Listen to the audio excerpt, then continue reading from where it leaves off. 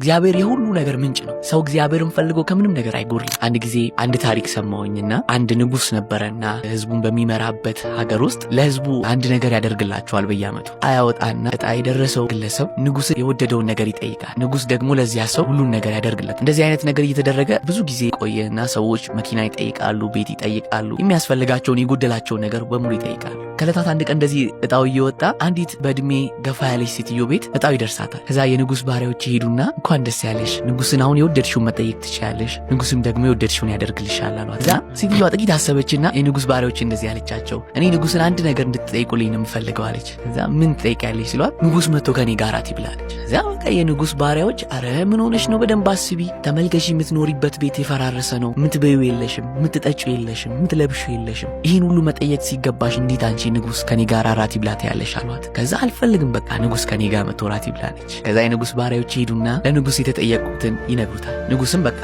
ግዴታው ስለነበረ እሺ ያለ። ከዛ ፕሮግራሙ ሊደረግ ጥቂት ሳምንታት ሲቀሩ ንጉስ ጃንደረቦቹን ሰበሰበና ሂዱና እስቲ ያለውን ነገር በደንብ አጥኑ አላቸው። ከዛ ንጉስ ጃንደረቦች ሲመጡ ወደ ሴትዮዋ ቤት የሚወስደው መንገድ እጅጉን የተበላሸ ነው። እንኳን ንጉስ የሚገባበት ይቅርና ተራ የሰፈር ሰው እንኳን የሚገባበት አይነት ሰው መንገድ አልነበር። ከዛ ንጉስ ጃንደረቦች ተማክረው መንገዱ ይሰራል። መንገዱ ተሰራ። ልክ ወደ ሴትዮዋ ሰፈር ሲቀርቡ ቤቱ እጅጉን የፈራረሰ ነው። ንጉስ የሚገባበት አይነት ቤት አይደለም። ከዛ መንደሩ ላይ ያለው ቤቶች በሙሉ ፈረሰ። ቤቶች እንደገና ታደሱ። ወደ ሴትዮዋ ቤት ሲገባ ደግሞ ለንጉስ የሚመጥን መብል የለም። ለንጉስ የሚመጥን መብል ተብሎ ቤቷ በጠቅላላ በምግብ ተሞላ። ከዛ ንጉስ ሊመጣ ነው። ሰፈሯ መጠበቅ ጀመረ፣ ቤቷ መጠበቅ ጀመረ እና ንጉስ አንድ ቀን መጣ። ከሷ ጋር አትንበላ።